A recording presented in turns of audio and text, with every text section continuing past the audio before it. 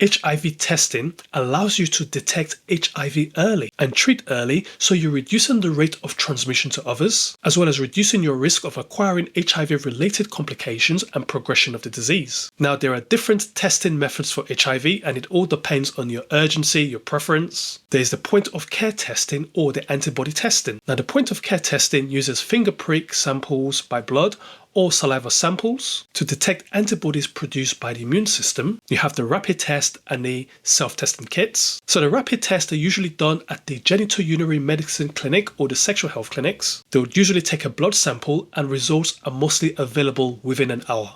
At least within the day, but within an hour, majority of the time, you get the blood results back. Self-testing kits are usually done at home, and you get the results within 15 minutes, or at a push, within 30 minutes. However, if the test results come back as positive, you would need a blood test sample to confirm that it is positive with the self-testing kits. That blood sample has to be sent to the lab, and that's because the self-testing kits has a lower specificity compared to the other tests. Also note that the point-of-care testing may not detect HIV during the first few weeks after infection, which is the early window period. So the window period of point-of-care testing is usually 90 days or 12 weeks. And if this test is done before the window period, then you might want to repeat the test again, especially if you're high risk or the suspicion of having had HIV infection is high. The recommended first-line tests are the antigen-antibody tests, also known as the fourth generation tests. These are usually done by your GP or at the community clinics, where a venous sample of blood is taken from you and is then sent to the lab with results within 1 to 7 days. These fourth generation tests are very accurate,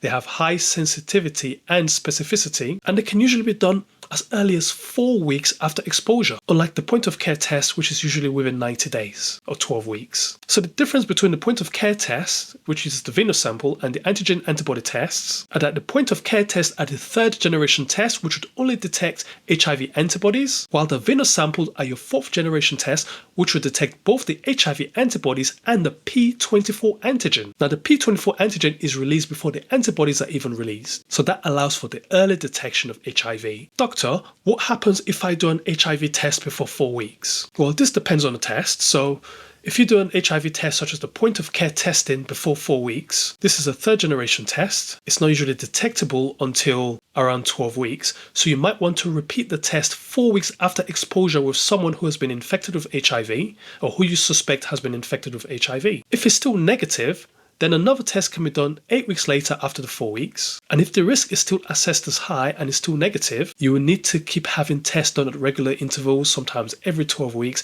especially if you're being exposed to that same high risk situation. You also have the NAAT tests, which are called the nucleic acid amplification tests, which detect HIV RNA. Now, HIV RNA is the genetic material of HIV, and with these tests, you can detect HIV 10 days after the exposure, unlike the antigen-antibody test, which are 4 weeks after exposure, and the antibody test, which is usually 12 weeks after exposure. However, these tests are usually more expensive. They have to be done by specialists, as opposed to your GP or over-the-counter, but they are useful for monitoring viral load and disease progression. And specialists would usually use the NAAT tests if the antigen-antibody test is negative and HIV infection is suspected.